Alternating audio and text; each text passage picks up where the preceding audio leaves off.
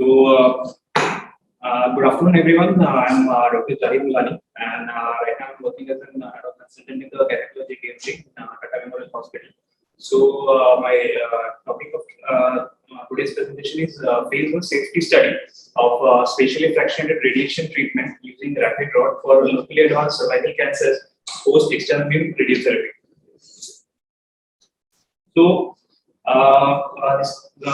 This is the slide showing background and rationale why I want to use this as my topic for study. Locally advanced cervical cancers, the current standard of treatment is concurrent chemoradiation followed by brachytherapy.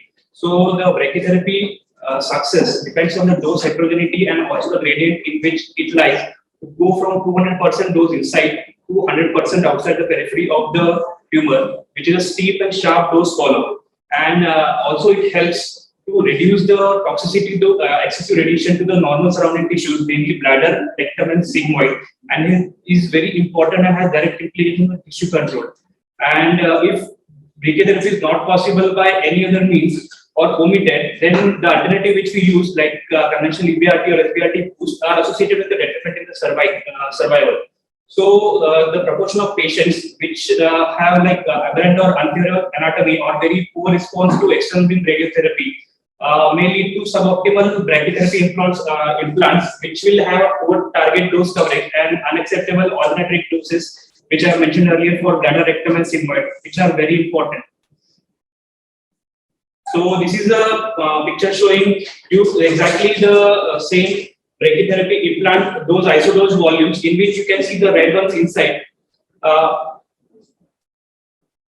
The red isodose here indicate the 200% of the dose, which is steep and sharp dose follow-up, which goes up to 100% dose, which is a pear-shaped distribution, as you can see here.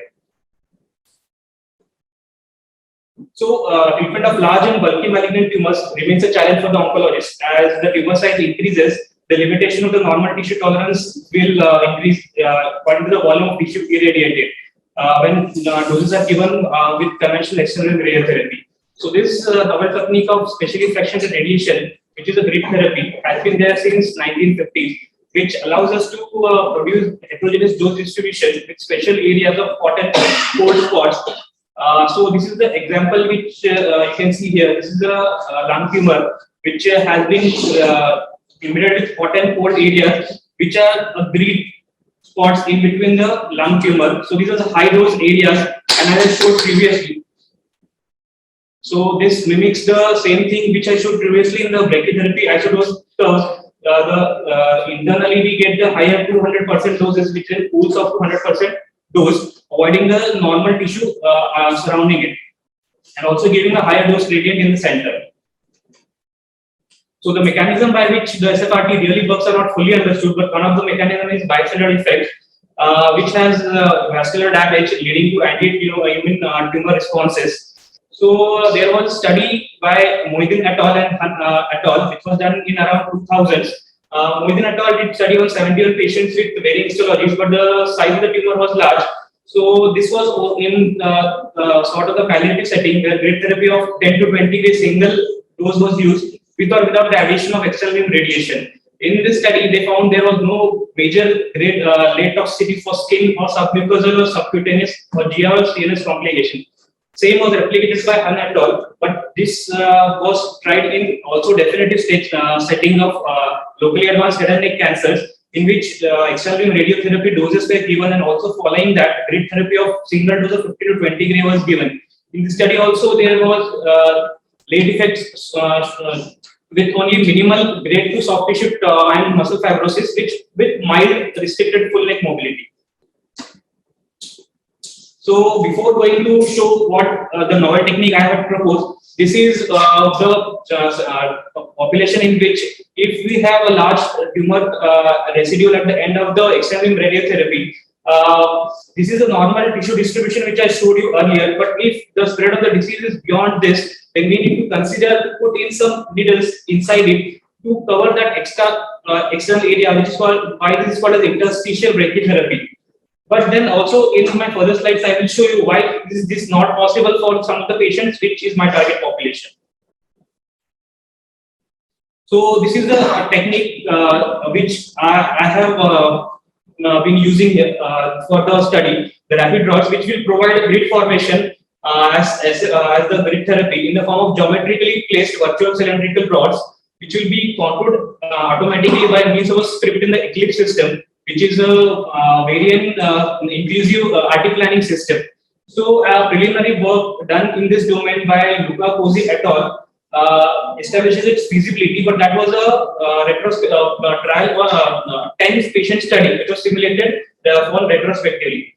So, furthermore, also we have an option for trying bending rod versus straight rod for patients who have aberrant anatomy.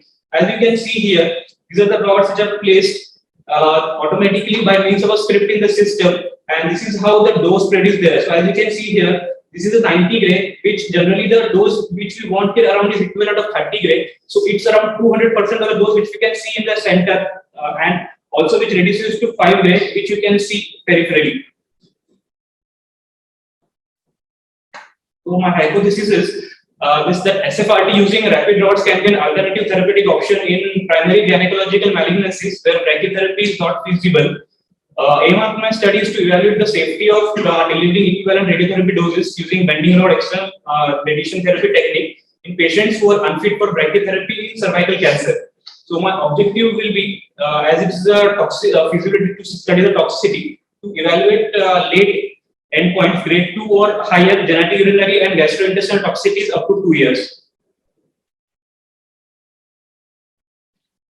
So my study design will be is a phase 1 feasibility study to determine the toxicity outcomes in patients treated with rapid rod SFRT techniques, and my population will be patients who have cervical malignancies and are not fit for brachytherapy. So as you can see here, there are examples of 4 different types of patients where brachytherapy was somehow which led to a suboptimal dose coverage. Here you can see, even though we have tried to place our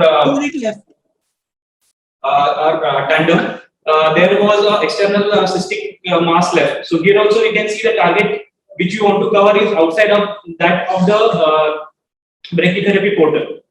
So my inclusion criteria will be patients with primary diagnosis of cervical cancers, planned for brachytherapy and has anticipated or poor suboptimal dosage due to aberrant anatomy or large residual disease after external radiation. And exclusion criteria will be any pre-existing fistula in the bladder or rectum, pelvic prosthesis, or refusal to provide consent.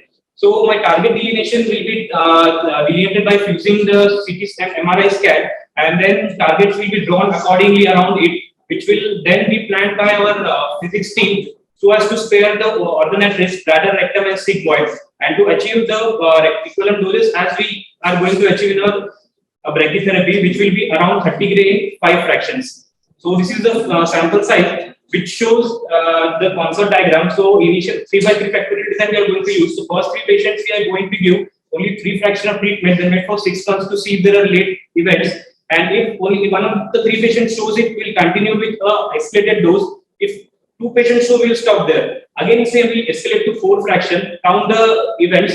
If in one of the 3 patients it occurs, we'll again escalate to a full dose. And if not, then we can stop. If the patient tolerates all the full dose, then we'll again see the events and through 9 more patients to a continuum of 15 patients. So it will be a descriptive analysis and collection of the gastrointestinal and genitourinary toxicities as captured by CTCA5. And as it is a toxicity study, safety reporting is very important for adverse event management. It will be done as per institutional protocol, and the serious adverse event will be collected, which will result in death or life-threatening and or hospitalization, and will be reported within 24 hours to data safety monitoring committee. So my future implications here will be that it will be an alternative treatment modality to brachytherapy in cervical cancer patients with aberrant anatomy or large residual anticipating poor target coverage or deemed medically unfit. This can also be an alternative treatment in low income and low middle income countries where logistic can be issued to buy and set up brachytherapy unit, and also this can be extended to palliative settings with large bulky tumors and recurrent cancer settings. Thank you.